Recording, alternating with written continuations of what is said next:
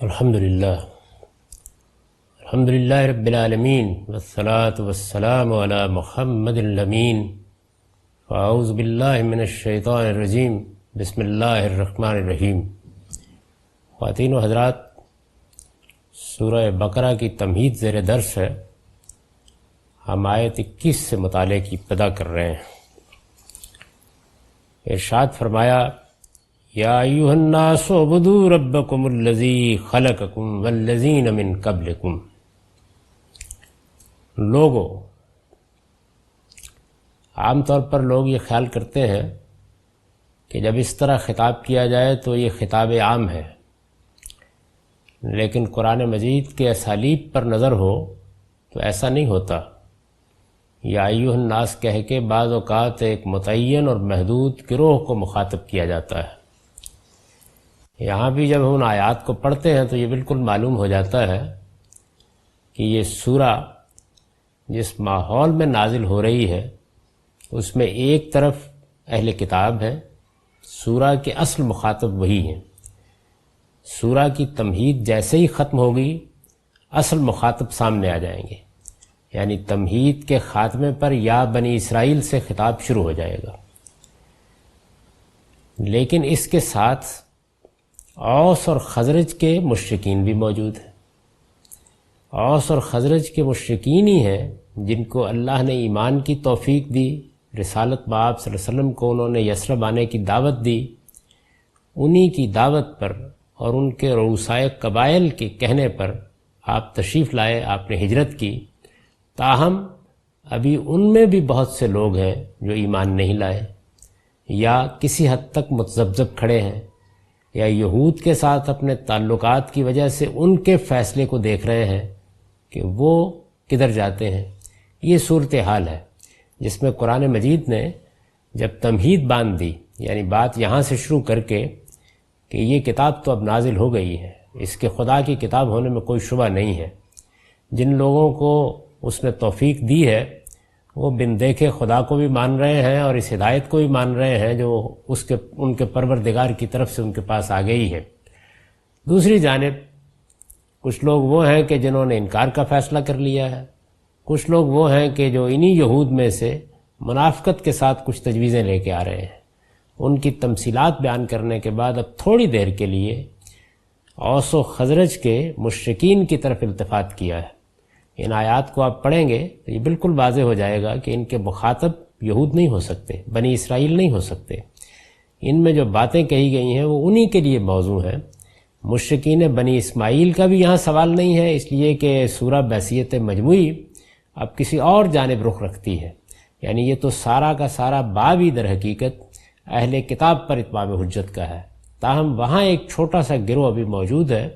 اور اس کی اہمیت ہے۔ رسالت مآب صلی اللہ علیہ وسلم کو اسی گروہ نے مدعو کیا ہے۔ اصل میں یثرب میں جن لوگوں کو اقتدار حاصل ہے وہ اوس و خزرجی کے لوگ ہیں۔ یہود کی حیثیت حلیف قبائل کی سی ہے۔ اس مسلمہ تاریخ سے ہم واقف ہیں، اس کو ذہن میں رکھیے اور پھر یہ دیکھیے کہ اس التفات کی نوعیت کیا ہے۔ میں نے اس پر لکھا ہے، یہود سے صرف نظر کر کے یہ ذرا دیر کے لیے یثرب اور اس کے نواح کے مشرکین کی طرف التفات ہے، یعنی جیسے ایک خطیب تھوڑی دیر کے لیے اپنا رخ موڑتا ہے اور کسی چھوٹے گروہ کو، چند لوگوں کو جو اسی مجمع میں موجود ہوتے ہیں مخاطب کر لیتا ہے۔ اصلاً کون مخاطب ہے؟ اصلاً اس سورہ کے مخاطب بنی اسرائیل یا اہل کتاب ہے، اور یہ گروہ وہاں موجود ہے، لہٰذا تھوڑی دیر کے لیے التفات ہوا ہے۔ التفات کا مطلب یہ ہے کہ خطاب کا رخ تھوڑی دیر کے لیے تبدیل ہوا ہے۔ یہود سے صرف نظر کر کے یہ ذرا دیر کے لیے یثرب اور اس کے نواح کے مشرکین کی طرف التفات ہے، جو خدا کے ان دشمنوں کی وسوسہ اندازیوں سے متاثر ہو کر ان کے اعتراضات بے جانے بوجھے دہرا رہے تھے۔ یعنی اعتراضات یہ کر رہے تھے، آگے کے اس پورے سلسلہ کلام سے واضح ہو جائے گا، اور یہ ظاہر ہے کہ یہ خیال کرتے تھے کہ یہ مذہبی لوگ ہیں، پہلے سے کتابوں کے ماننے والے ہیں، نبیوں کے ماننے والے ہیں، یہ اگر یہ سوال اٹھا رہے ہیں تو آخر کچھ ہوگا ہی ان میں وزن۔ تو جو لوگ ابھی ان میں سے ایمان نہیں لائے تھے، یعنی اوس و خزرج میں سے، اوس و خزرج کے مشرکین میں سے، وہ بھی وہ اعتراضات بے جانے بوجھے دہرانا شروع کر دیتے تھے، اور اس طرح اپنے آپ کو اس نعمت عظمیٰ سے محروم کر رہے تھے جو خدا نے قرآن اور پیغمبر کی صورت میں انہیں عطا فرمائی تھی۔ اس میں شبہ نہیں ہے کہ یہ بہت بڑی خوش نصیبی تھی کہ رسالت مآب صلی اللہ علیہ وسلم کو مکہ سے ہجرت کر کے یثرب آنا پڑا، اور یثرب میں یہی گروہ تھا جس کو انصار ہونے کا شرف حاصل ہوا۔ اب جو لوگ ابھی ایمان نہیں لا رہے تھے یا رکاوٹیں کھڑی کر رہے تھے یا ابھی تک اہل کتاب سے متاثر تھے، وہ اس سے اندازہ کیا جا سکتا ہے کہ اپنے آپ کو کتنی بڑی نعمت سے محروم کر رہے تھے۔ تو اس وجہ سے یہ ذرا دیر کے لیے ان کی طرف رخ کر کے ان کو خطاب کیا ہے۔ اس خطاب کی نوعیت یہ سمجھ لینی چاہیے۔ اس وجہ سے یہ جو پہلو ہے یعنی ذرا دیر کے لیے التفات، اس کو میں نے یہاں قوسین میں واضح کیا ہے، اور وہ اس طرح واضح کیا ہے کہ ان کے پیچھے لوگ لگ کر تم اپنے آپ کو برباد کیوں کرتے ہو۔ یعنی ایک طرف تو یہ منکرین ہیں جنہوں نے فیصلہ کر لیا ہے کہ ہم نہیں مانیں گے، دوسری جانب یہ منافقین ہیں جو طرح طرح کی تجویزیں لے کے آ رہے ہیں تاکہ حق و باطل کے مابین اس فرقان کے ساتھ نہ کھڑے ہوں بلکہ کوئی التباس پیدا کر کے اپنے لیے راہ نکال لیں۔ تو یہ فرمایا کہ ان کے پیچھے لگ کر تم اپنے آپ کو برباد کیوں کرتے ہو، اور پھر خطاب ہوا کہ یا ایھا الناس، لوگو، اعبدوا ربکم، تم اپنے اس پروردگار کی بندگی کرو الذی خلقکم، جس نے تم کو پیدا کیا اور تم سے پہلوں کو بھی۔ بندگی کرو یعنی وہ بندگی جس کی دعوت محمد صلی اللہ علیہ وسلم دے رہے ہیں۔ خیر ہے کہ کسی نہ کسی درجے میں تو وہ خدا کی بندگی کرتے تھے، لیکن یہاں اس سے مقصود یہ ہے کہ جس پروردگار نے پیدا کیا ہے اس کی بندگی کی دعوت جس طرح محمد صلی اللہ علیہ وسلم دے رہے ہیں اسے اختیار کرو۔ وہ کیا دعوت تھی؟ وہ یہ دعوت تھی کہ اس بندگی میں اب کوئی آمیزش نہیں ہو سکتی۔ اللہ تعالیٰ کے بارے میں یہ مان کر اس کی بندگی کی جائے گی کہ وہی تنہا بادشاہ ہے، وہی تنہا معبود ہے اور وہی تنہا رب ہے۔ ہمارے ساتھ اللہ تعالیٰ کی جو حیثیت متعلق ہوتی ہے وہ انہی تینوں اعتبارات سے ہوتی ہے، یعنی اس کائنات کے بادشاہ کی حیثیت سے جس کی کائنات میں ہم رہتے ہیں، جس کی بادشاہی میں ہم رہتے ہیں، جس کا حکم اس کائنات پر چلتا ہے، اور اس کی کالونی کے طور پر، اس کے نتیجے کے طور پر وہ حق رکھتا ہے کہ ہم کو بھی حکم دے۔ یعنی عالم تکوین میں تو اسی کا حکم چل رہا ہے، اسی کی بادشاہی قائم ہے، اور چونکہ بادشاہی اس کی ہے اور ہم بھی اس کی رعایا ہیں تو اس وجہ سے ہم پر بھی جو حکم چاہے نازل کر دے۔ معبود ہے یعنی بادشاہوں کی طرح بادشاہ نہیں ہے بلکہ اسباب سے ماورا اس کی حکومت قائم ہے۔ ہمارا نفس بھی اس کے ہاتھ میں ہے اور ہمارا وجود بھی اس کی مٹھی میں ہے۔ وہی ہے کہ جو اس پوری کائنات پر حکومت بھی کر رہا ہے اور پھر یہ حق رکھتا ہے کہ اس کے سامنے سر جھکایا جائے، اور وہی ہے کہ جو پروردگاری کا اہتمام کر رہا ہے۔ تو وہ رب الناس بھی ہے، ملک الناس بھی ہے، الہ الناس بھی ہے۔ ان تمام حیثیتوں سے اس کو مانا جائے اور پھر اس کی بندگی کی جائے، تو یہ وہ بندگی ہوگی جو شرک کی ہر آمیزش سے پاک ہوگی۔ بندگی کے لیے اصل میں عبدو آیا ہے، یعنی جو لفظ استعمال ہوا ہے وہ ہے عبدو، عبادت کرو۔ قرآن کی اصطلاح میں یہ لفظ جب اپنے جامع مفہوم میں استعمال کیا جائے تو پرستش اور اطاعت دونوں کو شامل ہوتا ہے۔ یعنی اس کی اصل حقیقت کیا ہے؟ اللہ تعالیٰ سے گہری محبت، اپنے آپ کو اس کے سامنے آخری درجے میں جھکا دینا، جس کو خضوع اور تذلل سے تعبیر کیا جاتا ہے، اور اس کا اولین ظہور کیا ہے؟ پرستش۔ یعنی جب ہم نے یہ مان لیا کہ وہ کائنات کا مالک ہے، ہمارا معبود ہے، تو سب سے پہلے تو یہی ہوگا، لیکن چونکہ وہ بادشاہ ہے، حکم دے گا، تو اس وجہ سے اطاعت بھی اسی کی ہوگی۔ جب یہ لفظ اس طریقے سے آتا ہے یعنی اس کے اندر کوئی تخصیص نہیں ہوتی بلکہ یہ عموم میں استعمال ہوتا ہے، تو پرستش اور اطاعت دونوں کو شامل ہو جاتا ہے۔ اس کے بعد یہ فرمایا ہے کہ اپنے اس پروردگار کی بندگی کرو الذی خلقکم والذین من قبلکم، جس نے تمہیں پیدا کیا ہے اور تم سے پہلوں کو بھی۔ میں نے اس کی وضاحت کی ہے، یعنی تمہارے ان بزرگوں کو بھی پیدا کیا ہے جنہیں تم خدائی صفات میں شریک قرار دیتے ہو اور ان کے بت بنا کر ان کی پرستش کرتے ہو۔ یہ مدعا بھی آگے واضح ہو جاتا ہے، یعنی تمہیں پیدا کیا ہے اور تمہارے ان آبا کو بھی جن کو تم نے معبود بنا رکھا ہوا ہے، ان کا بھی پیدا کرنے والا وہی ہے۔ لعلکم تتقون، اس لیے کہ تم بچے رہو۔ کس چیز سے بچے رہو؟ اس کی گرفت سے، اس کے عذاب سے۔ اس سے یہ معلوم ہوا کہ یہاں تتقون اپنے فعل کے اعتبار سے آیا ہے جس کا مفعول مقدر ہے، محذوف کر دیا ہے۔ چنانچہ اس پر بیان کا نوٹ ہے کہ اصل الفاظ ہیں لعلکم تتقون، ان میں لعلہ کسی چیز کے متوقع نتیجے کو بیان کرنے کے معنی میں ہے، اور تتقون کا مفعول یہاں محذوف ہے۔ یعنی لعلہ تو اس پہلو سے آ گیا ہے کہ تاکہ تمہارے سامنے یہ نتیجہ جس کی تم توقع رکھ سکتے ہو یا جس سے اندیشہ رکھ سکتے ہو وہ آ جائے، اور تتقون میں بچے رہو کسی چیز سے بچنے کے لیے، اور ظاہر ہے کہ سیاق یہ بتا رہا ہے کہ تاکہ تم خدا کی گرفت سے، خدا کے عذاب سے بچے رہو۔ اسے قرآن نے اس کے بعد کی آیت فاتقوا النار التی وقودها الناس والحجارہ میں خود واضح کر دیا ہے، یعنی آگے جو جملہ ہے اس سے خود یہ معلوم ہو جاتا ہے کہ تتقون کا مفعول یہاں کیا ہے یا کیا ہونا چاہیے۔ اس لیے کہ تم اس کے عذاب سے بچے رہو۔ الذی جعل لکم الارض فراشا والسماء بناء وانزل من السماء ماء فاخرج به من الثمرات رزقا لکم فلا تجعلوا للہ اندادا وانتم تعلمون، وہی جس نے تمہارے لیے زمین کو بچھونا اور آسمان کو چھت بنایا ہے اور آسمان سے پانی اتارا ہے۔ قرآن مجید یہاں گویا توجہ دلا رہا ہے کہ جس کی کائنات میں رہتے ہو، جس کا دیا ہوا کھاتے ہو، جس نے تمہارے لیے یہ سب نعمتیں نازل کی ہیں، وہی پروردگار ہے جس کی بندگی کی تم کو دعوت دی جا رہی ہے۔ پھر اس سے تمہاری روزی کے لیے طرح طرح کے میوے پیدا کر دیے، فاخرج بھی من الثمرات رزقا لکم۔ اب ظاہر ہے کہ جب اس طرح تعارف کرایا ہے کہ وہ ہے کہ جس نے تمہارے لیے آسمان کو چھت بنایا ہے، اور وہ ہے کہ جس نے زمین کو تمہارے لیے بچھونا بنایا ہے، اور وہ ہے کہ جس نے آسمان سے پانی اتارا ہے، اور وہ ہے کہ جس نے طرح طرح کے پھل اور میوے اور سبزیاں اور دوسری اجناس تمہارے لیے پیدا کر دی ہیں، وہ پروردگار ہے جس کی بندگی کی تم کو دعوت دی جا رہی ہے۔ لہذا فلا تجعلوا للہ اندادا وانتم تعلمون۔ اب گویا تدریجی ارتقاء سے قرآن نے کھول دیا کہ جب یہ کہا تھا کہ اس کی بندگی کرو تو اس سے مراد کیا تھی، یعنی اس کی بندگی کرو شرک کی ہر آمیزش سے اس کو پاک کر کے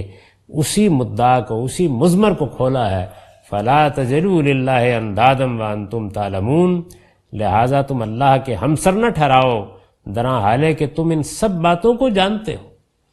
یعنی جانتے بوجھتے تمہیں معلوم ہے کہ کون پیدا کرنے والا ہے، اور تمہیں معلوم ہے کہ تمہارے وہ آبا جن کی تم پرستش کرتے ہو اور جن کے بت بناتے ہو ان کا خالق بھی کون تھا، اور تم اچھی طرح جانتے ہو کہ زمین کس نے بنائی ہے اور آسمان کس نے بنایا ہے اور پانی کس نے برسایا ہے اور میوے کس نے نکالے ہیں، اچھی طرح جانتے ہو۔ ان میں سے کسی چیز کے بارے میں بھی تمہیں کوئی تردد نہیں ہے کہ یہ کسی اور نے تمہیں دی ہے۔ چنانچہ قرآن مجید نے دوسری جگہ جب تفصیل کی ہے تو یہ بتا دیا ہے کہ مشرکین عرب ان میں سے کسی چیز کی نسبت بھی اپنے معبودوں کی طرف یا اپنے بتوں کی طرف یا اپنے دیوی دیوتاؤں کی طرف نہیں کرتے تھے، یعنی ان سب چیزوں کے بارے میں وہ مانتے تھے کہ یہ اللہ پروردگار عالم ہی کے قبضہ قدرت میں ہے اور وہی ان کا خالق ہے۔ چنانچہ اسی پر گویا اس نتیجے کو متفرع کیا کہ جب وہ ہے اور یہ سب کچھ اس کا ہے تو پھر محمد الرسول اللہ صلی اللہ علیہ وسلم جس چیز کی دعوت دے رہے ہیں وہ اس پروردگار کی اور تنہا اس پروردگار کی بندگی ہے، لہٰذا اس کے ہمسر نہ ٹھہراؤ۔ اور پھر یہ کہا کہ وانتم تعلمون، درا حالے کہ تم اچھی طرح جانتے ہو، تمہیں معلوم ہے کہ وہ پروردگار ہی ہے کہ جو سب کچھ دینے والا ہے، اور ان معبودوں میں سے، ان بتوں میں سے کوئی بھی ان معاملات میں اس کا شریک نہیں ہے۔ اس پر بیان لکھا ہے کہ یعنی خدا کے بارے میں وہ سب باتیں جن کا ذکر ان آیات میں ہوا ہے۔ یہ جو کہا ہے نا کہ تم ان سب باتوں کو، تو باتوں سے کیا مراد؟ وہ باتیں جو اوپر بیان ہو گئی، اللہ کا خالق ہونا، مخاطبین کا خالق ہونا، ان کے آبا کا خالق ہونا، اس کا زمین کو بچھونے کی طرح بچھانا، اس کا آسمان کو چھت کی طرح تاننا، اس کا پانی برسانا، اس کا میوے نکالنا، اس کا ربوبیت کا اہتمام کرنا، یہ سب جو اوپر بیان ہوا ہے انہی کی طرف اشارہ کیا ہے۔ جانتے ہو کہ الفاظ یہاں مانتے ہو اور اقرار کرتے ہو کہ مفہوم میں آئے، یعنی ان میں سے کوئی چیز نہیں ہے کہ جس کا تم انکار کرتے ہو۔ تو گویا یہاں یہ لفظ اس معنی میں استعمال ہوا ہے، اور میں نے جس طرح کہ عرض کیا دوسرے مقامات پر ان حقائق کا اعتراف و اقرار قرآن مجید نے سوالات کی صورت میں نقل کر دیا ہے، یعنی کہا ہے کہ ان سے یہ پوچھو اس زمین کا خالق کون ہے، آسمان کا خالق کون ہے، پانی کون برساتا ہے، تو یہ کہیں گے کہ اللہ۔ تو اس معاملے میں ان کے ہاں کوئی تردد نہیں تھا، یعنی ایسے بلید نہیں تھے کہ ان چیزوں کو بھی خدا کے سوا کسی اور کی طرف منسوب کر دیں، اس وجہ سے یہ کہا کہ تم ان کو مانتے ہو۔ وَإِن كُنتُمْ فِي رَيْبٍ مِّمَّا نَزَّلْنَا عَلَىٰ عَبْدِنَا فَأْتُوا بِسُورَةٍ مِّن مِّثْلِهِ۔ اب گویا اتنی بات مقدر ہے کہ یہ کتاب اسی چیز کی دعوت دے رہی ہے، اسے قبول کرو۔ یعنی کس چیز کی دعوت؟ یہ کہ جو تمہارا خالق ہے، جو تمہیں یہ سب کچھ دے رہا ہے، جس کی بادشاہی زمین و آسمان پر قائم ہے، اسی کی بندگی ہونی چاہیے۔ یہ دعوت ہے جس کو لے کر اللہ کی کتاب آئی ہے۔ تو جب اوپر کہا کہ یا ایھا الناس اعبدوا ربکم، اپنے پروردگار کی بندگی کرو، تو اصل میں وہ دعوت پیش کی جو دعوت قرآن مجید کی اصل اساس ہے۔ تو ارشاد فرمایا کہ یہی اس کتاب کی دعوت ہے، اسے قبول کرو۔ یہ مضمون گویا یہاں پر مقدر ہے، اور اس پر عطف کیا ہے کہ وَإِن كُنتُمْ فِي رَيْبٍ مِّمَّا نَزَّلْنَا عَلَىٰ عَبْدِنَا،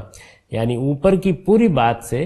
یہ مضمون مستفاد ہو رہا تھا، اسی کے اوپر عطف کر کے آگے یہ کہا کہ اور جو کچھ اپنے اپنے بندے پر نازل کیا ہے، مما نزلنا علی عبدنا، اس کے بارے میں اگر تمہیں شبہ ہے، ان کنتم فی ریب مما نزلنا علی عبدنا، تو جاؤ اور فاتو بسورۃ من مثلہ، اس کے مانند ایک سورہ ہی بنا لاؤ۔ اب یہ جو فرمایا کہ یہی اس کتاب کی دعوت ہے، اسے قبول کرو، تو جیسے کہ میں نے عرض کیا یہ مضمون اوپر کے پیرے سے مستفاد ہو رہا ہے، اور اس کا مدعا کیا ہے اسے میں نے اس طرح وضاحت کی ہے کہ یعنی شرک کی ہر آلائش سے بالکل پاک ہو کر خدا کی بندگی کرنے کی جو دعوت یہ کتاب لے کر نازل ہوئی ہے، اسے مانو اور اس کے مطابق خدا کی بندگی کرو۔ یعنی سادہ الفاظ ہیں، عبادت کرو، بندگی کرو، لیکن جس سیاق میں آئے ہیں، جس تدریج کے ساتھ ان کے مدعا کو قرآن نے کھولا ہے، اسے سامنے رکھیے تو یہ پوری بات ہے جو ان الفاظ میں کہی گئی ہے۔ یہ وہی اسلوب ہے کہ جب ایک چیز اپنے سیاق سے، سباق سے، پس منظر سے واضح ہے تو وہ اپنے اجمال کے ساتھ بھی پورے مدعا کو بیان کرتی ہے۔ یہاں پر اوبدو کا لفظ اسی رعایت سے استعمال ہوا ہے، تو اس کے یہ پہلو ہیں جن کو کھول دیا ہے، یعنی شرک کی ہر آلائش سے بالکل پاک ہو کر خدا کی بندگی کرنے کی جو دعوت یہ کتاب لے کر نازل ہوئی ہے اسے مانو اور اس کے مطابق خدا کی بندگی کرو۔ اس پہلو سے یہ بات کہہ کے پھر اس کے اوپر اگلی بات ارشاد فرمائی ہے کہ جو کچھ ہم نے اپنے بندے پر نازل کیا ہے اس کے بارے میں اگر کوئی شبہ ہے تو پھر ایک اور دلیل دی ہے کہ اس پہلو سے غور کر لو، اور اگر تم سمجھتے ہو کہ یہ اللہ کی کتاب نہیں ہے تو ہم تمہیں یہ چیلنج دے رہے ہیں کہ تم اس کے مانند ایک سورہ ہی بنا لاؤ۔ وَإِن كُنتُمْ فِي رَيْبٍ مِّمَّا نَزَّلْنَا عَلَىٰ عَبْدِنَا فَأْتُوا بِسُورَةٍ مِّن مِّثْلِهِ وَادْعُوا شُهَدَاءَكُم مِّن دُونِ اللَّهِ إِن كُنتُمْ صَادِقِينَ، اور جو کچھ ہم نے اپنے بندے پر نازل کیا ہے اس کے بارے میں اگر تمہیں شبہ ہے تو جاؤ اور اس کے مانند ایک سورہ ہی بنا لاؤ، اور اس کے لیے خدا کے سوا تمہارے جو زعماء ہیں انہیں بھی بلا لو اگر تم اپنے اس گمان میں سچے ہو۔ پہلی بات تو یہ فرمائی کہ جاؤ پھر ایک سورہ بنا کے لاؤ، یعنی تم سمجھتے ہو کہ یہ جو کلام ہے یہ ان کا اپنا گھڑا ہوا ہے تو پھر تو کوئی تردد نہیں ہونا چاہیے، ایسا کلام تم بھی پیش کر دو۔ کس پہلو سے یہ کہا ہے اس پر البیان کا نوٹ ہے۔ مطلب یہ ہے کہ تم اگر اسے خدا کی کتاب نہیں سمجھتے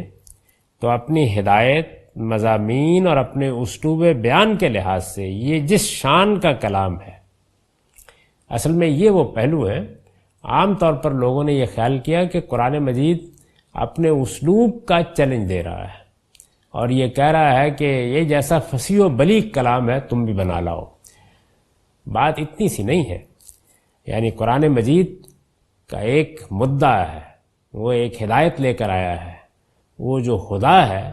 وہ اپنی ایک شان رکھتی ہے، اس کے مضامین ہیں، یعنی اس میں کیا باتیں بیان ہوئی ہیں،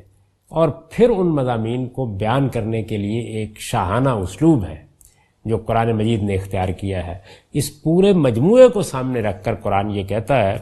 کہ جس شان کا یہ کلام ہے اس شان کی کوئی ایک سورہ ہی بنا کر پیش کر دو۔ یہ جو لفظ میں نے استعمال کیا کہ جس شان کا یہ کلام ہے، تو اس سے یہ واضح کرنے کی کوشش کی ہے کہ اس کی نقل پیش کرنا مقصود نہیں ہے۔ عام طور پر لوگوں نے اس کو اس معنی میں لیا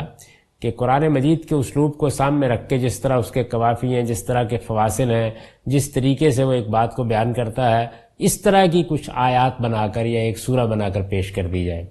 یہ تو خود اعتراف عجز ہے کہ قرآن نے جو نمونہ پیش کر دیا ہے آپ اس کی نقل کرنے سے آگے نہیں بڑھ سکتے ہیں۔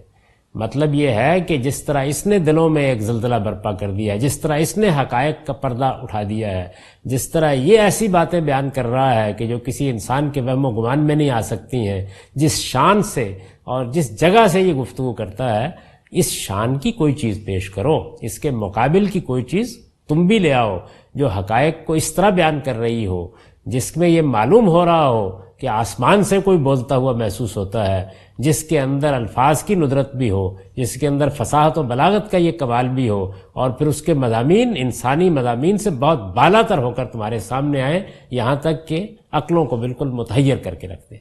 تو قرآن مجید کا یہی پہلو ہے جو 14 صدیوں سے اپنے آپ کو قائم رکھے ہوئے ہے، یعنی ایک ایسی کتاب جو زمانے کے ہر امتداد سے بالکل بالا ہے، جس پر دنیا کی اور تاریخ کی کوئی کروٹ اثر انداز نہیں ہوئی، جس میں جو باتیں بیان کی گئی ہیں وہ انسان جس طرح کی باتیں بیان کرتا ہے ان سے بالکل ہی مختلف طریقے کی چیزیں ہیں۔ تو قرآن مجید جس شان کا کلام ہے اس کے مقابل میں اسی شان کا کوئی کلام پیش کرنا، یہ اصل میں وہ چیلنج ہے جو قرآن مجید نے دیا۔ تمہارے گمان کے مطابق یہ کام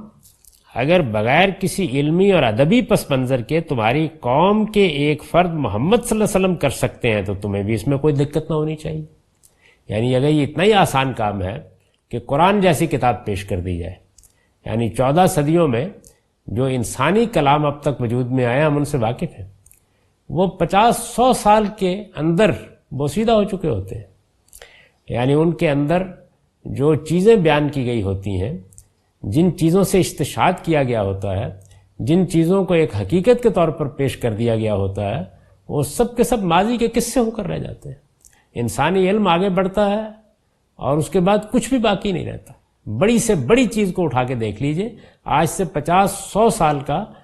50-100 سال پہلے کا بھی اگر کوئی شاہپارہ ادب اٹھا لیجئے اور کوئی غیر معمولی علمی چیز اٹھا لیجئے، نیوٹن ابھی کل کی بات ہے، اس کی پرنسپل اٹھا کے دیکھ لیجئے، ارسطو اور سقراط اور افلاطون کی تحریریں موجود ہیں، ان کو اٹھا کے دیکھ لیجئے، صاف معلوم ہو جائے گا کہ انسان کی کچھ محدودیتیں ان کے اندر ہی وہ کلام کر سکتا ہے۔ تو قرآن مجید اس وقت بھی اس سے بالا تر تھا، اس وقت بھی اس سے بالا تر ہے، اور یہ اصل میں وہ شان ہے، یہ وہ کلام کا خاص پہلو ہے جس کے مقابل کی کوئی چیز پیش نہیں کی جا سکتی۔ ورنہ تو اقبال کے کلام کو سامنے رکھ کر، قرآن مجید کو سامنے رکھ کر کوئی بھی ذہین شخص اس کی نقل آپ کے سامنے پیش کر سکتا ہے، نقل پیش کرنا مقصود نہیں ہے۔ تمہارے گمان کے مطابق یہ کام اگر بغیر کسی علمی اور ادبی پس منظر کے تمہاری قوم کے ایک فرد محمد صلی اللہ علیہ وسلم کر سکتے ہیں تو تمہیں بھی اس میں کوئی دقت نہ ہونی چاہیے۔ یہ ایک دوسرا پہلو ہے جس کی طرف میں نے اشارہ کیا، یعنی مطلب قرآن کا یہ ہے کہ اگر یہ معاملہ ایسا ہی ہے اور انسان کی گرفت میں آ سکتا ہے تو پھر محمد صلی اللہ علیہ وسلم کا بھی کوئی ایسا پس منظر نہیں ہے کہ جس میں تم یہ کہو کہ یہ تو ہیں ہی اعلیٰ درجے کے شاعر، بڑے غیر معمولی ادیب تھے، پہلے بھی یہی صورت تھی، ایک عام انسان کی حیثیت سے ایک شخص اٹھا اور اس نے یہ کلام پیش کر دیا، تو پھر تو تمہیں بھی کوئی دقت نہیں ہونی چاہیے، اسی شان کا ایک کلام پیش کر دو۔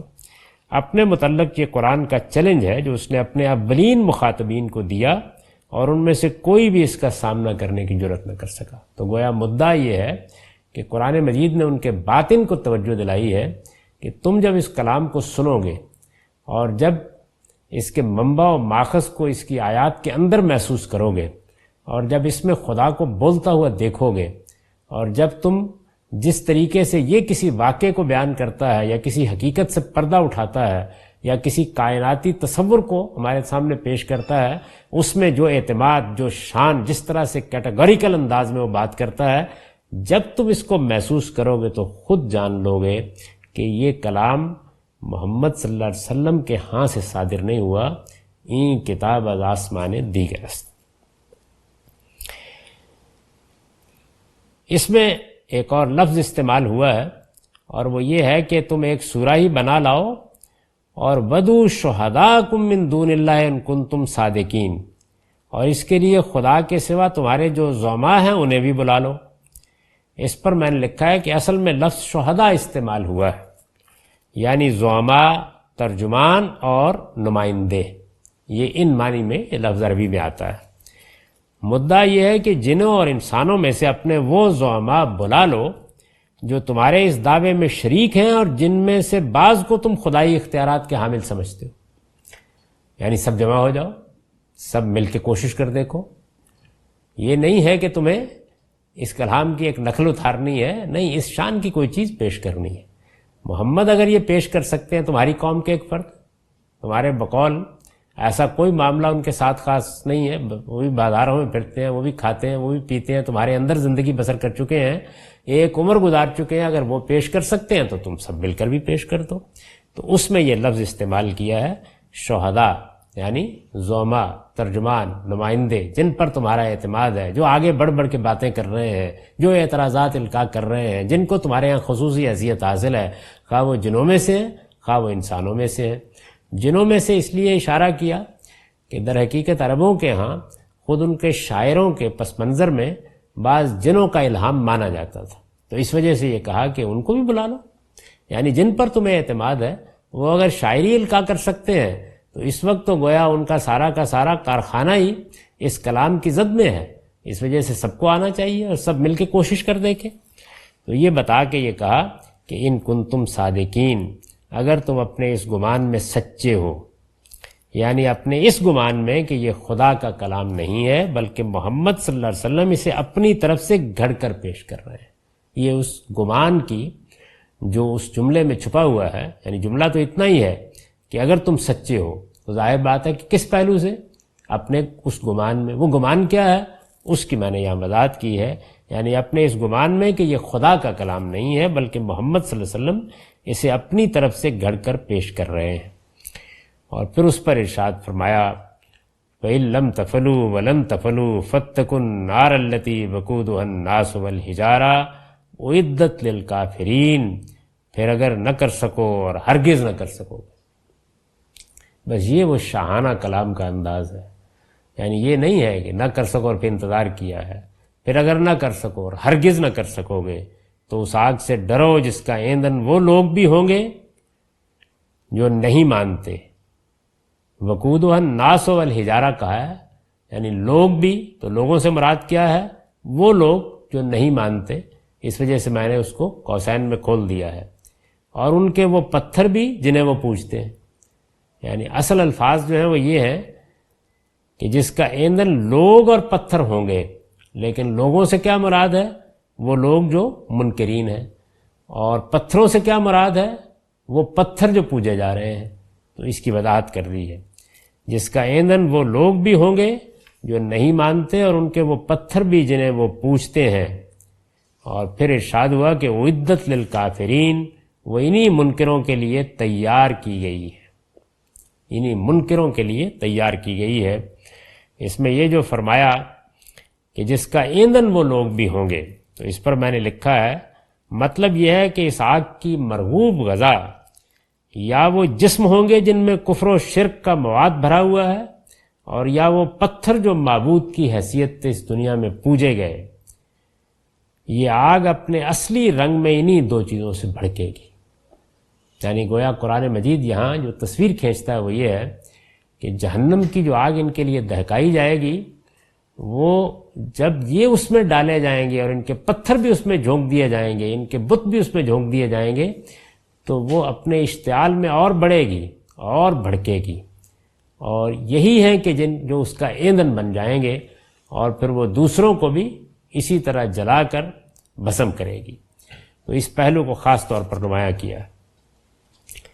جس کا ایندھن وہ لوگ بھی ہوں گے جو نہیں مانتے، اور ان کے وہ پتھر بھی جنہیں وہ پوجتے ہیں۔ وہ پوجتے ہیں پر البیان کا نوٹ ہے، یہ پتھر اپنے پوجنے والوں کی فضیلت اور اس طرح ان کے عذاب میں اضافے کے لیے دوزخ میں پھینکے جائیں گے۔ ظاہر ہے کہ ان پتھروں کا تو کوئی قصور نہیں ہے جن سے بت تراشے گئے، وہ کیوں دوزخ میں پھینک دیے جائیں گے؟ تو میں نے وضاحت کی ہے کہ یہ پتھر اپنے پوجنے والوں کی فضیلت اور اس طرح ان کے عذاب میں اضافے کے لیے دوزخ میں پھینکے جائیں گے، تاکہ وہ دیکھ لیں کہ دنیا میں جن کی خدائی کا شہرہ تھا آج وہ کس انجام کو پہنچے۔ یعنی ان کی تو ساری عقیدتیں ظاہر ہے کہ انہی پتھروں کے ساتھ وابستہ تھیں، ان کے پیچھے وہ بعض شخصیات کو مانتے تھے اور پھر ان کی علامت کے طور پر ان پتھروں کو پوجتے تھے، تو نہ وہ شخصیتیں وہاں ہوں گی، سب ہوا ہو جائے گا، اور نہ پتھروں کی کوئی حیثیت سامنے آئے گی کہ وہ کس چیز کی علامت تھے، لیکن ان کی عقیدت کا وہ دنیا میں مرجع رہے، ان کی عبادت کا مرجع رہے، اس لیے ان کے ساتھ وہ بھی وہیں جھونک دیے جائیں گے، تاکہ یہ پوجنے والوں کے لیے بھی باعث فضیلت ہو اور یہ حقیقت بھی نمایاں ہو جائے کہ کس بلادت میں اور کس حماقت میں مبتلا رہے ہو۔ ارشاد ہوا وَبَشِّرِ الَّذِينَ آمَنُوا وَعَمِلُوا الصَّالِحَاتِ أَنَّ لَهُمْ جَنَّاتٍ تَجْرِي مِن تَحْتِهَا الْأَنْهَارُ كُلَّمَا رُزِقُوا مِنْهَا مِن ثَمَرَةٍ رِزْقًا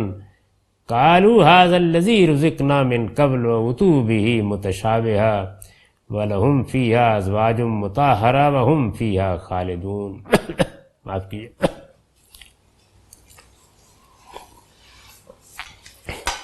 اب ارشاد ہوا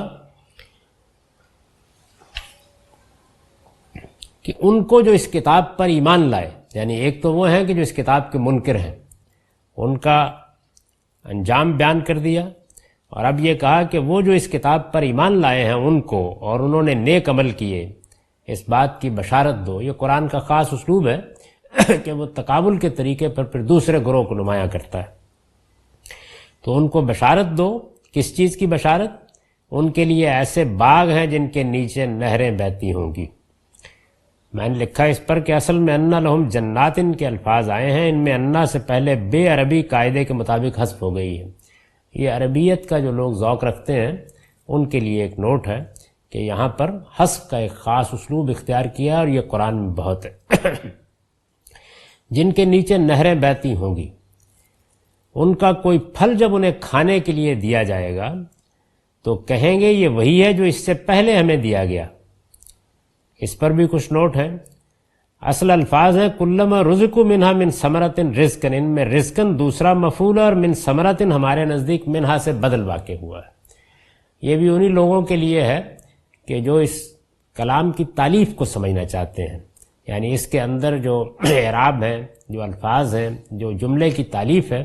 وہ عربیت کے لحاظ سے کس نوعیت کی ہے۔ تو یہ چیزیں بھی سامنے رہنی چاہیے، اور خاص طور پر طالب علموں کے سامنے رہنی چاہیے۔ یہ بات وہ کہیں گے، یہ کہا نا کہ تو کہیں گے، تو مطلب کیا ہے کہ اپنے دل میں کہیں گے کہ یہ وہی ہے جو اس سے پہلے ہمیں دیا گیا،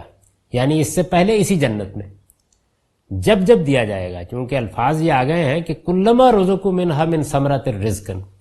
یہ نہیں کہ جب پہلی بار دیا جائے گا، جب جب دیا جائے گا تو وہ کہیں گے یہ تو ابھی دیا گیا تھا، ابھی تو لیا ہم نے، یہی تو ہمیں اس سے پہلے کھلایا گیا تھا، یہی تو پیش کیا گیا تھا۔ ھذا الذی رزقنا من قبل، جو اس سے پہلے ہمیں دیا گیا۔ فرمایا کہ درا حال ہے کہ ان کو یہ اس سے ملتا جلتا دیا جائے گا، یعنی گویا صورتحال کیا ہوگی آپ اس پر دیکھیے، میں نے لکھا ہے، مطلب یہ ہے کہ وہ نہیں ہوگا بلکہ اس سے ملتا جلتا ہوگا، یعنی ایک مرتبہ ایک چیز دی گئی، اس کے بعد دوبارہ دی گئی تو بظاہر یہ خیال ہوا کہ یہ تو وہی ہے، لیکن ایسا نہیں ہوگا، وہ اس سے ملتا جلتا ہوگا۔ یہ جنت کی نعمتوں کے اس پہلو کو نمایاں کیا ہے کہ وہ ہر دفعہ نئے حسن، نئی لذت اور نئے ذائقے کے ساتھ سامنے آئے گی۔ یعنی ایک ہی چیز ہے، آپ کو سیب دیے جا رہے ہیں، آم دیے جا رہے ہیں، آپ کو کوئی کھانا دیا جا رہا ہے، لیکن وہ اپنے نئے ذائقے کے ساتھ ہر دفعہ سامنے آ جائے گا، نئی لذت کے ساتھ سامنے آ جائے گا، نئے حسن کے ساتھ سامنے آ جائے گا۔ ایک ہی پھل جب بار بار کھانے کے لیے دیا جائے گا تو ہر مرتبہ لذت، حسن اور ذائقے کی ایک نئی دنیا اپنے ساتھ لے کر آئے گا۔ اس کو اس تصویر میں بیان کیا کہ جب جب دیا جائے گا کہیں گے کہ یہی تو اس سے پہلے دیا گیا، درا حالے کہ ان کو یہ اس سے ملتا جلتا دیا جائے گا۔ وَلَهُمْ فِيهَا أَزْوَاجٌ مُطَهَّرَةٌ، اور ان کے لیے وہاں پاکیزہ بیویاں ہوں گی، وَهُمْ فِيهَا خَالِدُونَ، اور وہ ان میں ہمیشہ رہیں گے۔ اس میں ازواج مطہرہ پر نوٹ ہے کہ اصل الفاظ ہیں ازواج مطہرہ، ان میں مطہرہ کی صفت سے یہ واضح کرنا مقصود ہے کہ وہ اچھوتی ہیں، ان کی تربیت نہایت اہتمام اور توجہ کے ساتھ ہوئی ہے، اور انہیں اس طرح سنوارا اور پاکیزہ بنایا گیا ہے کہ اہل جنت کی رفاقت کے لیے وہ پوری طرح موزوں ہو گئی ہیں۔ یعنی بیویوں کے لیے جو یہ لفظ آیا ہے مطہرہ، تو اس سے کیا مراد ہے؟ اس سے ان کے اچھوتے ہونے کو بیان کیا ہے، ان کی تربیت کی طرف اشارہ کیا ہے، ان کے بنانے اور سنوارنے کی طرف اشارہ کیا ہے، گویا وہ ایسی پاکیزہ بیویاں ہوں گی۔ تو اس کو بیان کیا قرآن مجید میں، اور فرمایا کہ ہم فیہا خالدون، وہ اس میں ہمیشہ رہیں گے۔ اب ان آیات کا سادہ ترجمہ سن لیجئے۔ ارشاد فرمایا ہے، ان کے پیچھے لگ کر تم اپنے آپ کو برباد کیوں کرتے ہو؟ لوگو تم اپنے اس پروردگار کی بندگی کرو جس نے تمہیں پیدا کیا ہے اور تم سے پہلوں کو بھی، اس لیے کہ تم اس کے عذاب سے بچے رہو۔ وہی جس نے تمہارے لیے زمین کو بچھونا اور آسمان کو چھت بنایا ہے اور آسمان سے پانی اتارا ہے، پھر اس سے تمہاری روزی کے لیے طرح طرح کے میوے پیدا کر دیے ہیں، لہٰذا تم اللہ کے ہمسر نہ ٹھہراؤ، درا حالے کہ تم ان سب باتوں کو جانتے ہو۔ یہی اس کتاب کی دعوت ہے، اسے قبول کرو۔ اور جو کچھ ہم نے اپنے بندے پر نازل کیا ہے اس کے بارے میں اگر تمہیں شبہ ہے تو جاؤ اور اس کے مانند ایک سورہ ہی بنا لاؤ، اور اس کے لیے خدا کے سوا تمہارے جو زعماء ہیں انہیں بھی بلا لو، اگر تم اپنے اس گمان میں سچے ہو۔ پھر اگر نہ کر سکو اور ہرگز نہ کر سکو گے تو اس آگ سے ڈرو جس کا ایندھن وہ لوگ بھی ہوں گے جو نہیں مانتے، اور ان کے وہ پتھر بھی جنہیں وہ پوجتے ہیں، وہ انہی منکروں کے لیے تیار کی گئی ہے۔ اور ان کو جو اس کتاب پر ایمان لائے اور انہوں نے نیک عمل کیے، اس بات کی بشارت دو اے پیغمبر کہ ان کے لیے ایسے باغ ہیں جن کے نیچے نہریں بہتی ہوں گی، ان کا کوئی پھل جب انہیں کھانے کے لیے دیا جائے گا تو کہیں گے یہ وہی ہے جو اس سے پہلے ہمیں دیا گیا، درا حالے کہ ان کو یہ اس سے ملتا جلتا دیا جائے گا، اور ان کے لیے وہاں پاکیزہ بیویاں ہوں گی اور وہ ان میں ہمیشہ رہیں گے۔ اقول قولی ھذا واستغفر اللہ لی ولکم ولسائر